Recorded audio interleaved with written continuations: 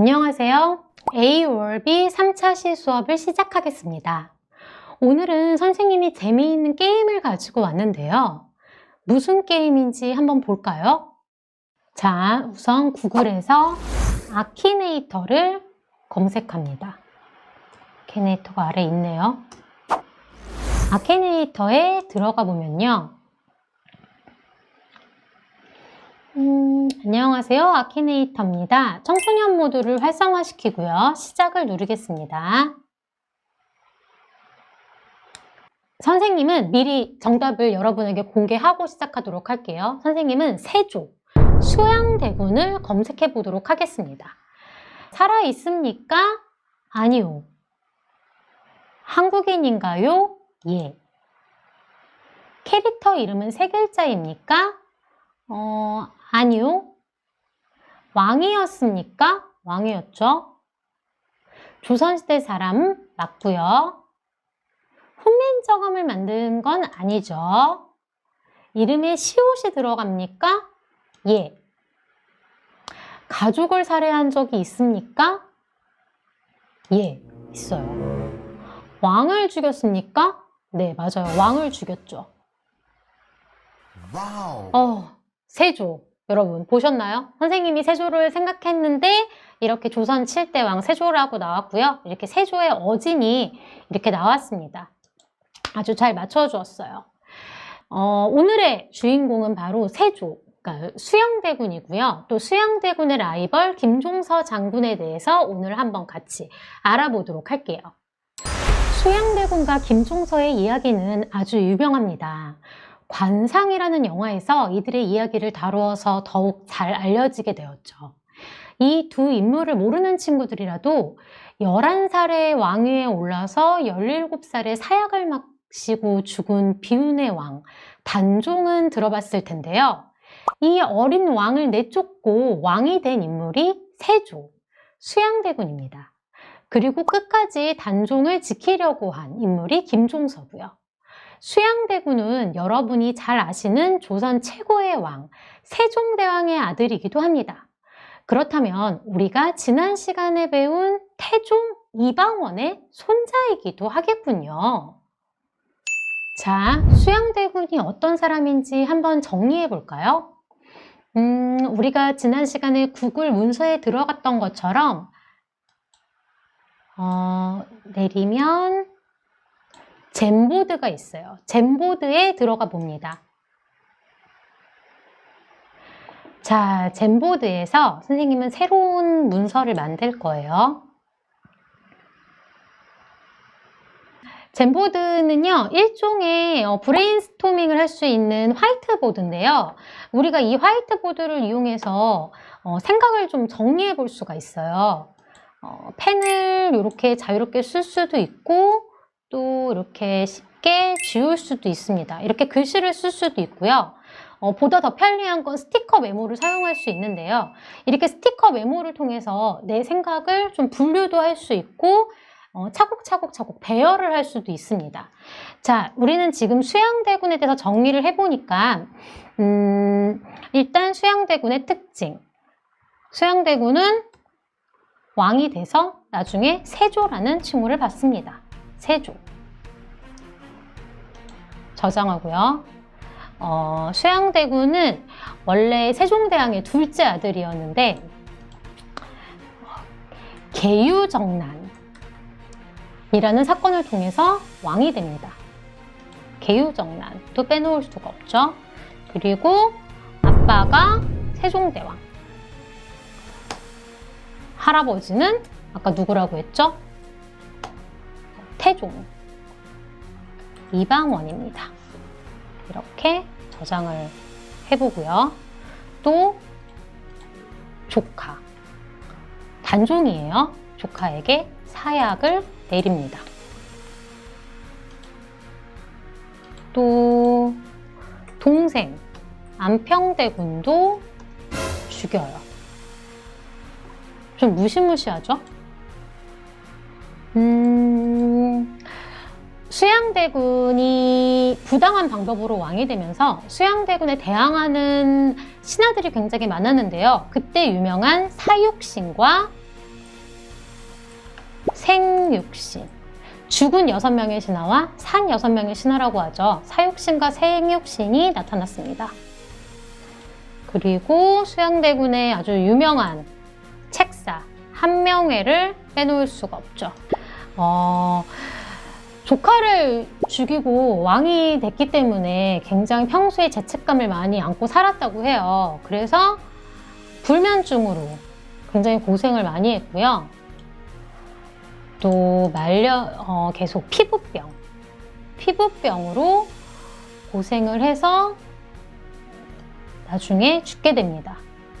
죄책감이 많으니까 종교에 의지할 수밖에 없겠죠. 조선이 유교를 숭상하는 나라임에도 불구하고 불교를 굉장히 중요하게 생각했습니다. 그래서 신하들과 마찰이 좀 있었어요. 수양대군은 왕권을 굉장히 강화시키고 싶어 했는데요. 신하가 설치는 걸 싫어했습니다. 신하가 설치는 것 싫어로 할게요.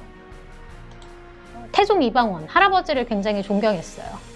할아버지 존경해요. 정도전도 죽이고 외척도 배척하고. 태종 이방원이 정몽주를 죽였잖아요. 조선을 세우기 위해. 그리고 나서 왕자의 난을 일으키면서 그 조선을 설계한 정도전을 또 죽이게 돼요.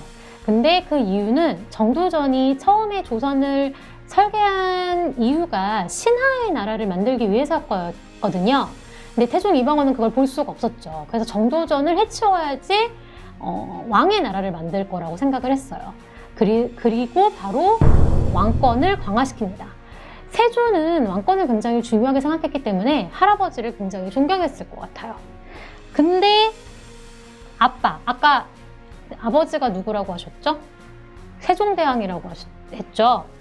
그 아빠는 굉장히 좀 서운해했을 것 같아요. 아빠 미워 할까요? 형보다 내가 더 뛰어난데. 이 수양대군은 굉장히 똑똑하고 무예가 뛰어났던 걸로 알고 있는데요. 그래서 형 첫째, 그러니까 장남이 왕이 됐죠. 문종이 왕이 됐는데 본인이 더 능력이 뛰어난데 왕이 되지 못한 걸로 굉장히 아쉬워했었어요. 그래서 아버지한테는 굉장히 서운해하지 않았을까 생각이 들고요. 그리고 우리가 알다시피 이방원은 5째 아들이었고 할아버지 5째 아들이죠. 아버지는 세종대왕은 몇째 아들이었죠? 3째 아들이었습니다. 근데 수양대군은 2째 아들이어서 왕이 되지 못해요. 나는 왜 왕이 되면 안 돼? 라고 분명히 생각했을 것 같아요. 왜냐면은 능력이 굉장히 뛰어난 왕이었기 때문에 김종서의 황표 정사에 굉장히 반대했어요. 집현전도 반대해. 이것도 해볼게요. 황표 정사가 뭐냐면 그 문종이 일찍 죽고 단종이 왕위에 오르면서 11살에 왕위에 올랐다고 했잖아요. 조정이 어떻게 돌아가는지를 잘 알 수가 없어서 그때 뛰어난 신하들이 거의 왕과 같은 일을, 조정의 일을 대부분 다 했어요. 그래도 이 결제는 왕이 해야 되는 거잖아요. 그래서 김종서 같은 아주 높은 신하들이 자기가 추천하는 인물에 노란색 표, 황표를 붙여서 이 사람은 무조건 임명을 하세요 라고 했습니다. 이것을 바로 황표정사라고 하는데요. 그렇다면 권력은 왕에게 있는 게 아니라 신하한테 있었겠죠. 그래서 집현전 신하들도 김종서가 그렇게 권력을 휘두르는 것을 좋아하지 않았다고 합니다. 계유정난으로 김종서가 죽고 단종이 좀 쫓겨날 위기에 있을 때 오히려 집현전 학자들은 그것을 크게 반대하진 않았다고 해요. 왜냐하면 김종서가 신하의 권력을 마음대로 휘두르고 있었기 때문이죠. 김종서 김종서와 같은 신하들을 세조, 수양대군은 굉장히 싫어했는데요. 왜 싫어했을까요? 신하들이 싫은 이유 뭘까요? 걔네가 깨끗하다고 어떻게 믿어? 또 넣을 수 있을 것 같아요. 정두전이 신하의 나라를 설계했을 때 신하들은 더 좋은 나라를 만들 거라고 했어요. 왜냐면 왕은 1인이기 때문에 엉망진창인 왕이 돼버리면은 백성들이 굉장히 고생을 하겠지만 신하는 뛰어나지 못한 신하가 되더라도 그 신하가 아니더라도 다른 신하가 있을 수 있잖아요. 그래서 신하의 나라가 되면 더 똑똑한 신하가 올라갈 테고 더 훌륭한 정책으로 백성들을 다스릴 거라고 그렇게 생각했습니다. 하지만 왕권을 중시한 세조는 그렇게 생각하지 않았죠. 왜냐하면 신하들도 욕심이 있을 텐데 그들의 욕심을 어떻게 알 것이냐라고 주장했거든요. 그래서 깨끗하다고 믿을 수가 없다. 신하를 믿을 수가 없다라고 얘기했습니다. 또 조선은 왕의 나라라는 것을 천명했고요. 단종을 이용한 김종서라고 생각했습니다. 본인의 권력을 휘두르기 위해 어린 왕을 이용했다는 것이죠. 수양대군은 왕과 신하가 부득이 싸워서 권력을 가져야 한다면 나는 절대 지지 않을 것이다. 그래서 왕권을 강화시킬 것이다. 라고 주장했습니다. 자, 그리고 이 정도로 수양대군에 대해서 정리해 보고요. 그럼 이번에는 김종서에 대해서 정리를 해보도록 할게요. 아까 스티커를 이용했죠. 김종서는 황표정사에 대해서 할 말이 많아요. 집현전 학자들도 싫어할 만큼 좀 미움을 받았지만 왕이 잘 모르는데 어떡하냐 라고 얘기하는 거죠. 왕은 아직 어리기 때문에 정사를 다스리지 못하는데 내가 도와야 되지 않겠냐라고 하는 게 김종서의 주장이었고요. 단순히 왕이 잘할 때까지 기다리는 것이라고 얘기를 했습니다. 그리고 단종의 아버지 문종이 부탁한 거라고 얘기를 했죠. 사실 세종대왕과 이 문종이 어린 단종이 많이 걱정되어서 김종서를 비롯한 신하들에게 단종을 잘 지켜달라고 유언으로 남길 정도로 부탁을 했었거든요. 그래서 사실은 그 왕의 부탁을 들어준 거라고 할 수도 있어요. 그리고 이 김종서 장군은 권력을 매우 세게 가졌지만 굉장히 청렴결백했습니다. 욕심을 부리지 않았죠. 단순히 나라를 다스리는데 권력을 휘두른 것 뿐이에요. 그리고 수양대군을 또 싫어했어요. 수양은 왕을 잘 모시고 욕심을 버려라 라고 주장했습니다. 그리고 수양대군한테 하는 말은 너의 신하도 내칠 수 있냐? 왕이 아무리 중요하다 하지만 너도 너의 신하는 아끼지 않느냐? 너의 신하도 내칠 수 있냐? 라고 하는 게 김종서의 생각이었죠. 자, 조선은 원래 신하의 나라라는 것도 잘 알고 있었고요. 또 왕이 무능하면 백성 고생한다는 것도 알고 있었습니다. 왜냐면 김종서 본인은 무능하지 않으니까요. 신하가 무능하면 다른 신하를 쓰면 되는 거죠. 신하 중심의 나라가 더 안정적이라고 생각했습니다.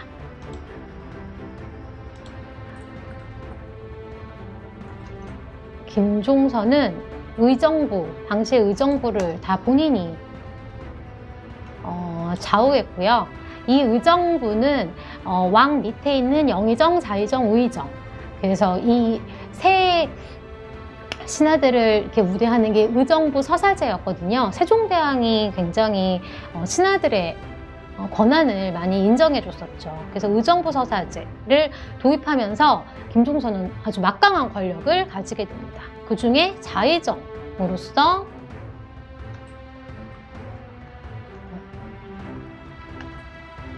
힘을 과시하게 돼요. 자, 이렇게 여러분은 또 궁금할 수 있어요. 왜 영의정이 있는데 자의정 김종서가 가장 권력을 휘두르나요? 라고 얘기할 수 있는데, 그 당시 영의정은 좀 명예직, 그래서 가장 명예로운 사람이 되는 풍습이 있었고, 그리고 이제 보통 자의정이 힘을 갖고 힘을 과시하게 되었습니다. 자, 우리가 이렇게 스티커를 써놓은 건요, 이렇게 비슷한 것끼리 모아서 생각을 정리할 수가 있어요. 지금 이렇게 선생님이 신화 얘기를 쓴 거는 신화 중심의 나라가 돼야 된다라고 얘기한 것과 같이 묶여질 수가 있겠죠. 그리고 본인에 대한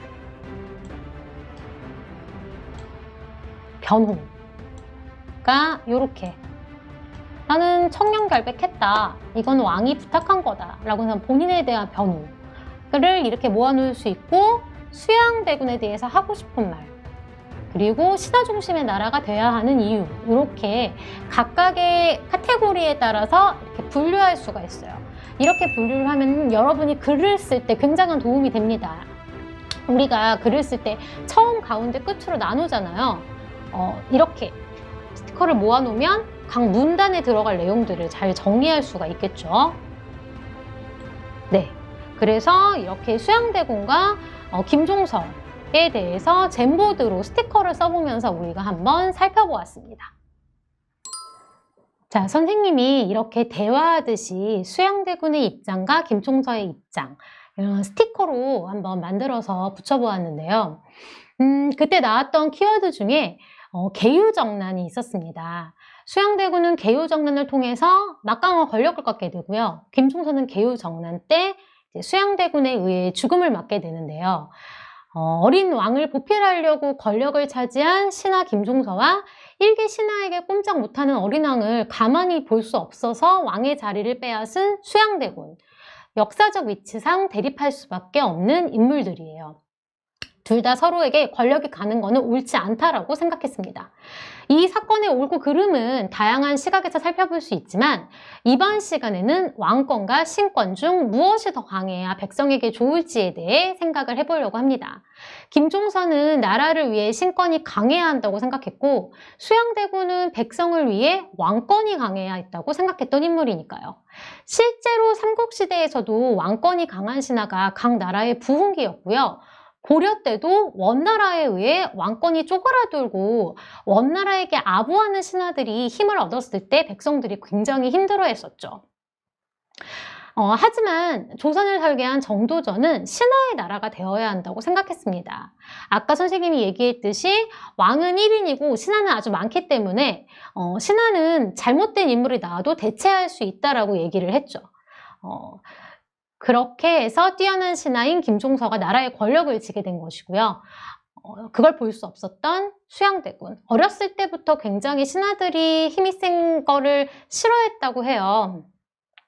왜냐면 할아버지가 주변 정리를 하면서 아버지 세종대왕에게 권력을 물려줌으로써 그 세종대왕은 훈민정음을 창제할 수 있었고, 또 여러 다양한 과학 기술을 또 자랑할 수 있었잖아요. 그래서 왕권이 강해야 이것들이 다 나타날 수 있다라고 생각을 해서 신하보다는 왕이 더 중심이 돼야 된다고 생각을 하게 된 거죠. 이번 시간을 시작하면서 체험한 아키네이터는 실제 소설이나 만화 속 인물에 대해서 학습한 인공지능으로 질문과 답을 하는 과정에서 인물을 판단합니다. 우리가 평소에 쉽게 거론하지 않는 수양대군 같은 인물을 맞추는 걸 보니 정말 신기하죠? 방금 우리가 살펴본 두 사람에 대한 키워드나 여러 사건들에 대해 학습한 인공지능이기 때문에 답을 할 수 있었습니다. 이번에는 여러분이 아키네이터를 체험할 차례입니다. 김종서와 수양대군 중 하나를 선택해서 아키네이터가 정답을 맞추는지 한번 확인해 보세요. 잘 모르는 내용에 대해 질문한다면 검색한 뒤에 답을 해도 됩니다. 자, 그럼 아키네이터를 찾아가 볼까요? 지금 여기 주소를 주소창에 치면 아키네이터에 들어갈 수 있고요. 또는 구글에 아키네이터를 검색해서 들어갈 수도 있습니다. 자, 여러분 신기한 경험을 해보셨나요? 역사적 인물 외에도 아이돌이나 배우, 여러분이 좋아하는 연예인 등을 검색해도 아키네이터는 매우 잘 맞춥니다. 아키네이터가 어떻게 이렇게 잘 맞추는지 굉장히 신기하죠. 그 비밀은 바로 의사결정 트리에 있습니다. 의사결정 트리는 데이터에서 도출된 규칙을 이용해서 실생활의 문제를 해결하기 위한 방법인데요. 예를 들면 내일 비가 올 것 같은데 운동회를 열어야 하는지를 결정하거나 우리 반 친구 맞추기 스무고개 게임을 할 때 쓸 수가 있어요. 트리의 가장 윗 지점을 기준으로 가지라는 화살표를 통해 여러 개의 방향으로 나뉘는데요. 예측이나 분류 결과는 맨 아래 가지가 끝나는 지점에서 결정됩니다. 가장 윗부분부터 끝나는 지점까지가 잎이 있는 나무의 윗모습이기 때문에 의사결정 트리라고 합니다. 만약 여러분이 여성 캐릭터를 선택한다면 문제에 여성입니까? 라고 나와서 선택, 네를 누르면 남성인 캐릭터들은 다 답에서 지워지는 거예요. 그리고 실존 인물입니까? 라는 질문에 네를 누르면 가상인물은 모두 다 답에서 지워지는 거고요. 이런 식으로 아키네이터는 선택받지 못한 답을 지우면서 최종 답을 도출합니다. 이거 외에도 아키네이터를 하다 보면 왜 이렇게 쓸데없는 질문을 하는 거지? 라고 느낄 때가 있어요. 그것은 바로 머신러닝 기법을 통해서 데이터를 계속 쌓아가기 때문인데요. 게임을 플레이할수록 점점 더 똑똑해지는 시스템입니다.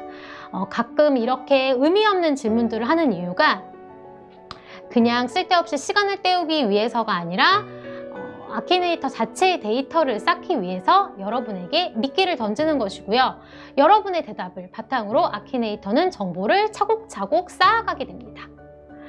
이것은 인간의 의사결정 과정과 매우 흡사합니다. 수양대군이 계유정난에 성공한 후 자신을 도와준 신하들이나 반대파 김종서 측 또는 단종의 사람들을 어떻게 처분할지 결정하는 데에는 이러한 의사결정 트리가 사용됐겠죠. 물론 사람의 의사결정은 더 많은 정보와 개인의 감정, 타인과의 관계, 미래에 대한 대비 등 더 많은 사항을 고려합니다. 지금 우리가 보는 수양대군의 의사결정 트리에서 나를 따르는 신하인가? 예스. 지략이 뛰어난가? 예스. 배신할 가능성은 없는가? 예스. 이렇게 예스가 연속적으로 나온 신하들은 공신으로 책봉해서 엄청나게 많은 재산과 권력을 주었겠지만 또 그 중에서 느낌이 꺼림칙한 사람이 있을 수도 있어요. 그런 사람들은 홀대했을 수도 있고요.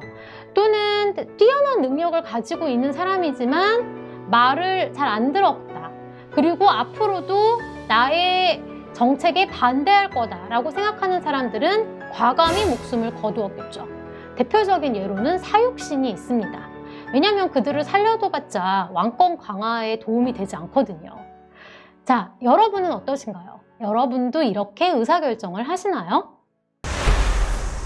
선왕의 교지를 받들어 어린 왕을 지키기 위해 권력을 독차지한 김종서와 신하가 나라의 절대적 권력을 가지고 왕족의 힘을 약하게 하려는 것을 두고 볼 수 없었던 수양대군. 이 두 사람은 옥황상제 앞에 섰습니다. 이제 옥황상제의 판결을 받게 될 텐데요. 여러분이 옥황상제라면 두 사람에게 어떤 이야기를 할까요? 칭찬과 함께 잘못한 점을 지적도 해주게 될 텐데 연습장에 판결문을 작성해 봅시다. 판결문을 작성할 때에는 의사결정 트리에 대입해서 판결하는 것도 좋을 것 같아요. 판결은 객관적이어야 하잖아요. 자, 옥황상제 여러분, 두 사람을 어떻게 처분할지 결정하셨나요? 그렇다면 인공지능에게 여러분의 판결문을 읽어달라고 합시다. 자, 구글에서 엔트리를 검색합니다. 엔트리가 아래 있네요. 엔트리를 검색해서 엔트리에 들어갑니다. 엔트리는 그 블록형 프로그래밍 언어로 코딩을 쉽게 할 수 있도록 만들어진 플랫폼이에요. 요즘에는 인공지능 시스템을 운영하면서 여러분이 글로 입력한 것을 말로 읽어주는 블록을 제공하고 있습니다. 우리가 지난 시간에 했던 구글 문서에서는 말로 얘기한 것을 글로 입력해주는 시스템이었잖아요. 엔트리에서는 반대로 글로 입력하면 말로 읽어주는 블록을 제공하고 있습니다. 만들기에 들어가서 만들기에 작품 만들기 있죠? 작품 만들기에 들어가서 그럼 새로운 엔트리 판이 열리죠. 자, 기존 블록은 지우고요. 옥황상제가 판결문을 읽는 모습을 재현하는 거예요. 그러면 왼쪽에 있는 오브젝트들을 좀 꾸며서 그 모습을 재현하고 싶은데요. 일단 배경을 좀 바꿔주고 싶어요. 옥황상제가 계시는 곳이니까 좀 뭔가 신비로워야겠죠? 여기 천국이 있네요. 천국에 옥황상제 님이 계실 것 같아서 천국을 배경으로 하고 사람의 선비분들이 이렇게 세 분이 계십니다. 추가하겠습니다. 그러면 이 오브젝트들이 이 배경판이 다 뜨는데요. 적당히 배열을 할게요. 그래서 엔트리 보수는 필요가 없으니까 삭제하겠습니다. 옥황상제는 신비로우니까 막 하늘을 날아야 될 것 같아요. 자, 이렇게 배열을 해서 판결을 받으면 좋을 것 같은데 지금 그 선생님이 수양대군으로 정해진 오브젝트가 굉장히 너무 귀엽고 평면적이에요. 그래서 선생님이 이 표정을 좀 바꿔주고 싶은데 바꾸는 방법이 있습니다.